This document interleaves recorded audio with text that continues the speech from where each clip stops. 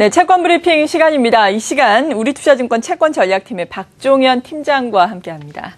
안녕하세요. 네, 안녕하세요. 네, FOMC 회의가 끝이 났습니다. 예상에서 크게 벗어나지는 않았는데 상당히 비둘기파적이었다라는 이야기가 많이 나오고 있더라고요. 이 결과에 따라서 채권 시장에는 어떤 영향을 미치게 될까요? 네, FOMC 리뷰는 아마 앞에도 많이 했던 것 같은데요. 이제 저희들이 좀 관심을 가졌던 거는 그 분기에 한 번씩 발표하는 이제 점도표였습니다.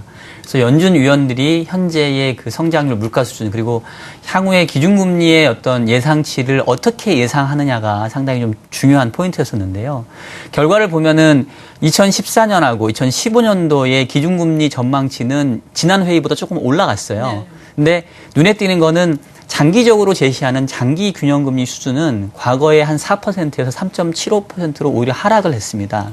그래서 그 얘기는 연준 입장에서 기준금리 인상의 폭을 예전보다는 상당히 좀 낮게 잡고 있다라고 볼 수 있겠고요. 요거는 주로 중장기 채권 시장 위주로는 상당히 조금 호재성 재료라고 할 수가 있겠습니다. 그래서 단기적으로는 금리 인상이 조금 빨라질 수 있지만 궁극적으로 기준금리가 향하는 그 수준 좀 낮아졌다라는 거는 채권 시장에는 단기에는 약간의 부담 요인이지만 장기물에는 좀 강세 재료라고 할 수 있어서 어떻게 보면 약간 중립적인 내용이라고 할 수 있겠고요. 전반적으로는 최근에 미국의 지표가 상당히 개선되는 모습이었기 때문에 혹시나 이 테이퍼링의 속도가 빨라지진 않을까 내지는 기준금리 인상에 대해서 좀 더 호키시하지 않을까라는 우려를 했었는데 그 우려보다는 전반적으로 톤은 좀 다비시했다. 이렇게 좀 평가를 해볼 수 있을 것 같아요. 네, 그렇군요.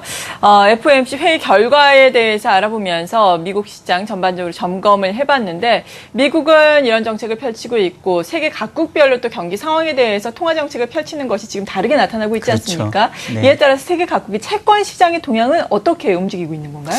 예, 그러니까 작년까지만 하더라도 글로벌 통화 정책이 이른바 동조화되는 그러니까 한쪽 방향으로 완화된 스탠스였는데 지난 연말부터 조금 달라지고 있고요. 얘를 이제 축으로 놓고 보면은 우리가 이제 그 시소 타는 것처럼 양쪽에 누가 앉아 있는지를 보게 되면 가장 이 비둘기파적인 쪽에 앉아 있는 쪽이 BOJ하고 ECB라고 할 수 있겠고요. 가장 매파적으로 앉아 있는 쪽이 BOE, 그러니까 영국하고 미국이라고 할 수가 있을 것 같습니다. 그래서 각각 다른 통화 정책들을 펴고 있는데 그러다 보니까 그 중간에 뭐 신흥국도 있고 우리나라도 있고 이제 어느 정도 그 중간에 자리를 하고 있는데요. 어느 쪽에 위치하고 있느냐에 따라서 글로벌 채권 시장의 흐름도 조금은 달라지고 있는 것 같아요. 근데 대체적으로 봤었을 때는 지난 연말에 생각했던 것보다는 전반적인 글로벌 통화 긴축의 속도가 느리기 때문에 앞서 나갔던 금리 인상의 기대들이 좀 후퇴하면서 글로벌 채권 시장 전반으로는 강세를 좀 보여주고 있고요. 그 가운데 있어서 통화 정책의 스탠스에 따라서 조금씩 차별적이라고 보시면 되겠습니다. 조금 더 구체적으로 설명하면은 지금 상반기 중에 가장 강세를 보이고 있는 게 바로 유럽 그 주변 국가들의 채권 시장입니다. 그러니까 스페인이나 이탈리 같은 경우에는 올해만 국채 금리가 150bp가 넘게 지금 하락을 했어요. 그러니까 채권 수익률 자체가. 그러니까 엄청난 랠리를 지금 보여주고 있는 거고요. 연초에 자금 이탈을 우려했던 신흥국들도 뭐 러시아를 좀 제외하고는 대부분 다 금리가 하락하는 모습들을 좀 보여주고 있습니다. 반면에 미국하고 유럽 같은 경우는 미국하고 영국 같은 경우에는 금리가 하락하긴 했지만 아무래도 좀 통화 정책이 다른 데보다는 긴축이다 보니까 조금은 금리 하락폭이 제한적인. 그래서 정리를 하면은 글로벌 채권 시장 전반적인 강세지만 전체적으로 통화 완화 기조가 강한 유럽 중심으로는 더욱더 강세. 미국이나 영국은 제한적인 강세. 그다음에 신흥국은 그 중간에 껴있는 뭐 이런 정도의 모습이다라고 정리를 할 수 있을 것 같아요. 네, 우리나라도 중간에 끼어있는 신흥국 중에 하나인데 한은 총재가 취임을 했을 때는 금리 인상 가능성이 약간 대두가 됐는데 요즘에 박근혜 정부의 2기 내각 출범을 앞두고는 내수 부양을 위해서 금리 인하 가능성에 대한 이야기도 슬슬 나오고 있거든요. 네네. 그렇다면 실제로 금리가 인하될 가능성 좀 높아졌다라고 봐도 되는 건가요? 어느 정도일까요? 예, 일단은 조금 먼저 안타깝다라는 표현을 좀 써야 될 것 같은데 우리는 언제쯤 중앙은행을 믿을 수 있을까요? 네. 그 4월 달에 이주열 총재가 신임사로 얘기를 했던 부분들이 향후의 통화정책 방향은 인하는 아니고 이제는 인상이다. 그렇죠. 그 시기에 대해서만 고민하겠다. 이제 이런 톤이었는데요. 최근에 돌아가는 경기 상황이 하는 전망과는 다르게 가고 있고요. 또 말씀하신 것처럼 2기 경제팀이 출범하면서 정책 공조 차원에서의 금리 인하 가능성이 부각되고 있고 지난주 6월 금통에서 실질적으로 한은의 이 통화정책의 매파적인 스탠스는 상당히 후퇴를 했습니다. 그래서 현재 채권시장은 이미 기준금리 인하 가능성을 지금 선반영을 해가고 있는데요. 중요한 거는 이제 정말로 실자될 수 있을 거냐라는 네. 것들이 중요할 텐데 저희들 판단은 일단은 이주열 총재의 등장으로 인해서 기준금리 인하 가능성이 제로까지 떨어졌다가 네. 지금은 다시 한 20-30%대로 좀 올라왔다고 볼 수가 있겠고요. 하반기에는 그 가능성이 거의 70-80%까지도 올라갈 수 있다라고 봅니다. 그래서 인하할지 안 할지는 정책의 의지에 달려 있지만 적어도 시장은 기준금리 인하 가능성을 상당히 높게 반영하는 흐름으로 갈 것 같고요.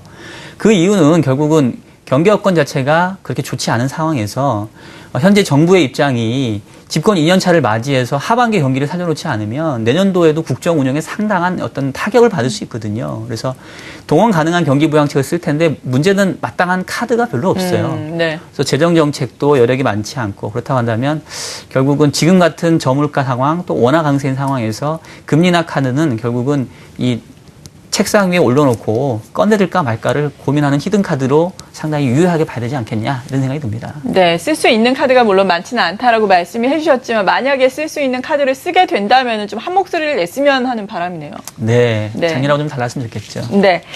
그리고 최근에 한미 금리차 축소에 대한 경계감도 시장에서 형성되고 있다라고 들었는데 이건 어떤 네. 얘기인가요? 그러니까 앞서서 지금 예. 글로벌 통화 정책이 차별적이다 보니까 채권 시장도 다소 조금은 차이를 좀 보이고 있다라고 말씀을 드렸는데요.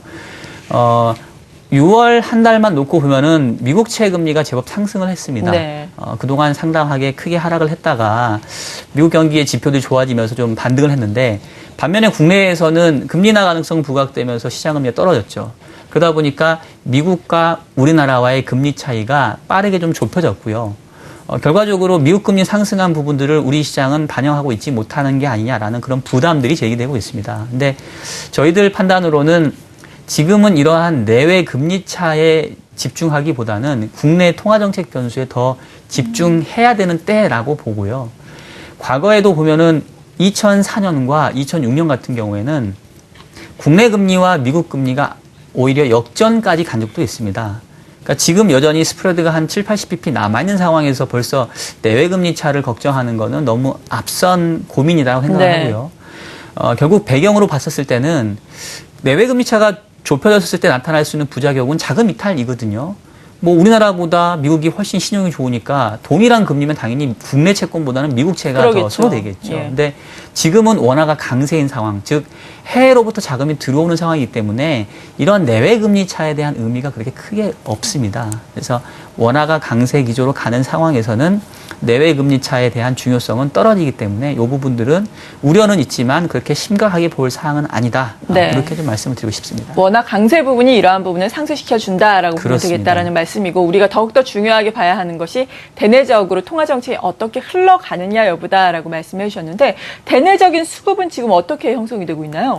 올해 수급 구조는 계속해서 이 수요 우위의 상황이 지금 네. 진행이 되고 있고요.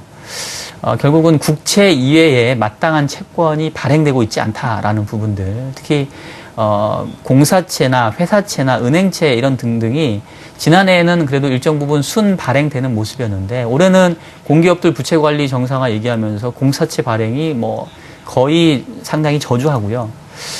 기업들도 요즘은 오히려 현금 유보가 높은 기업들은 채권을 발행하기보다는 채권을 사는 역할을 하고 있어요. 예. 그리고 은행들도 한때 주택시장 회복되면서 대출 수요 때문에 은행채 발행을 늘렸었는데 올해는 또 다시 2주택자 임대세 부과 얘기 나면서 주택시장이 또 가라앉았잖아요. 그러면서 또 자금 수요가 없다 보니까 은행채가 다시 순 상환이 되고 있습니다. 그래서 제가 이제 뭐 우스갯소리로 보릿고개 같은 모습이다라고 얘기를 하는데 예.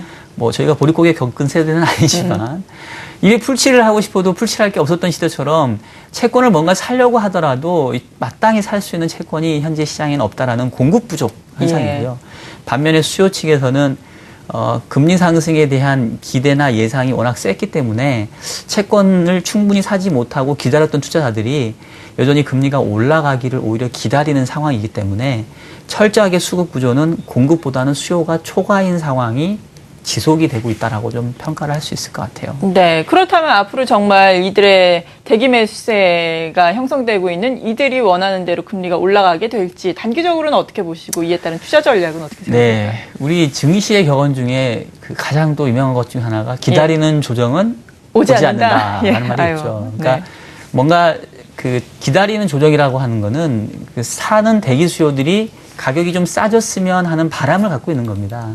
근데 그 얘기는 이미 수요 자체가 공급보다 훨씬 많다라는 얘기고 돌아가는 주변 여건 자체가 가격이 싸질 만한 환경이 아니라는 거죠. 즉 채권 시장에서는 금리가 오를 만한 환경이 아니다라는 거고요.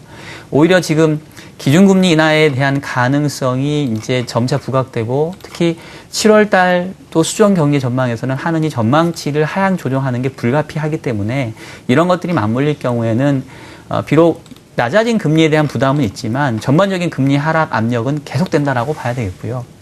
하반기 특히 3, 4분기 중에는 이 금리 인하 가능성들이 저희는 시장 금리를 한 단계 더 떨어뜨릴 걸로 보고 있습니다. 그래서 여전히 채권은 금리 하락을 염두에 둔 그런 그 매수 우위의 포지션을 좀 가져가야 되는 이런 상황이다라고 좀 말씀을 드리고 싶네요. 네. 이렇게 전반적인 각국의 통화 정책에 대해서 알아보면서 각국의 채권 시장, 우리 채권 시장의 전략까지 순차적으로 살펴봤습니다. 오늘의 시간 우리투자증권 채권 전략팀의 박종현 팀장이었습니다. 고맙습니다. 네, 고맙습니다.